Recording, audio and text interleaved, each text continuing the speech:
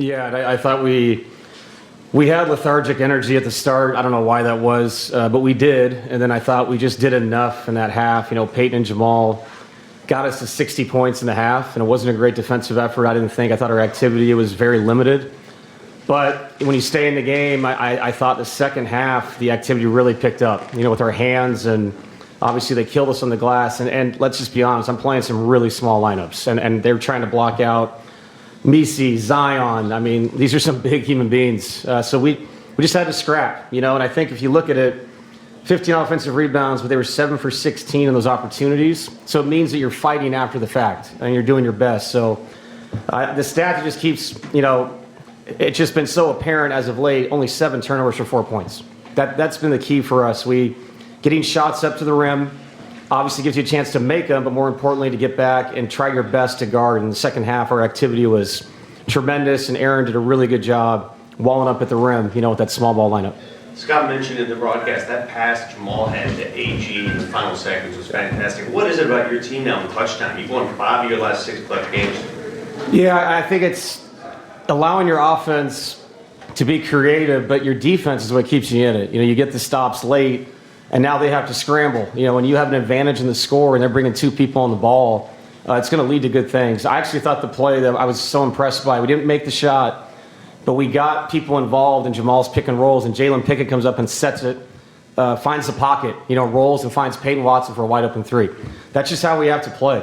And that's when we're fully healthy and when we're not. We're not right now, but guys are trying to do the right things for each other. And once again, Tim's impact off the bench, plus 12, 18 points.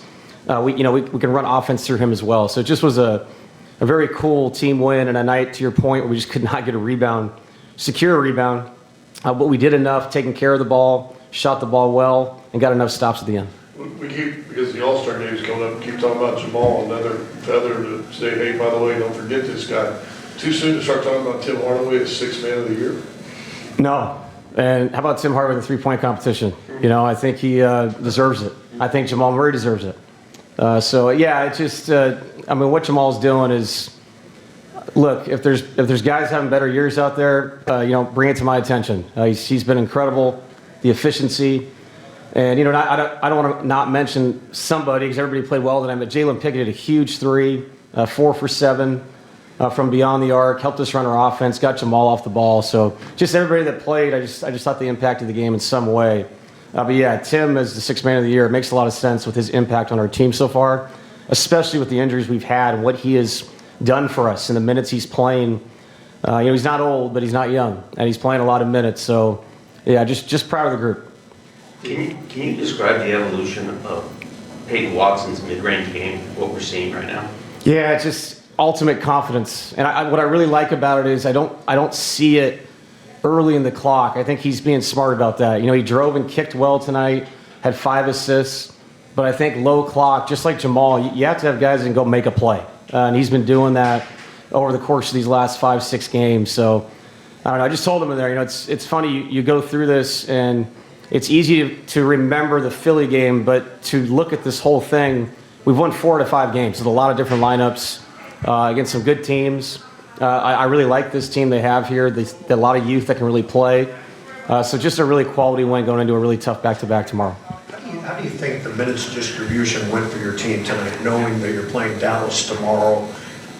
Did you get about the right ratio that you wanted? I don't know. Aaron's on a minute restriction. I think we stayed right there. I didn't want to play Jamal 37.5 minutes coming back off sickness. I purposely played him the whole first quarter. I just want to see where his air was, and he said he was fine. So he ends up playing a lot. But I felt like the game demanded it tonight. But the other, the minutes for Aaron was good. Pate's been playing these minutes as of late out of necessity. It's never perfect. You go into the game thinking if the rotation can be this way, that's the healthiest way to get through the game. But sometimes, the game demands something, and demanded Jamal Murray in 35 points, 11 and 19. Murphy had 22 at half. What do you feel like you guys were able to do just better on him in the second half? Obviously, a big stop by Aaron on him in the last 20 seconds or whatever. Yeah, I just thought we were way down the floor and we switched on him in the first half, and that's what he does. He just, he steps into deep threes. He's a really talented kid. And I thought he got out in the break and outran us and got to the free throw line. Much better in the second half as a team. And yeah, Aaron was guarding everybody out there, by the way, at the end. I mean, he's special. So it's really good to have him back because he just does so much for our team. So yeah, just a really, really cool team win. But Murphy, one of the more underrated players in the West. I mean, he has given us buckets for years. I feel like his highlight dunks are against us. Now he does the reverse 360 layup. He had a game where he had I remember he had 40 through 3 quarters in Denver. So I wish he would get traded to the East. Last one. All right, thank you. Cool.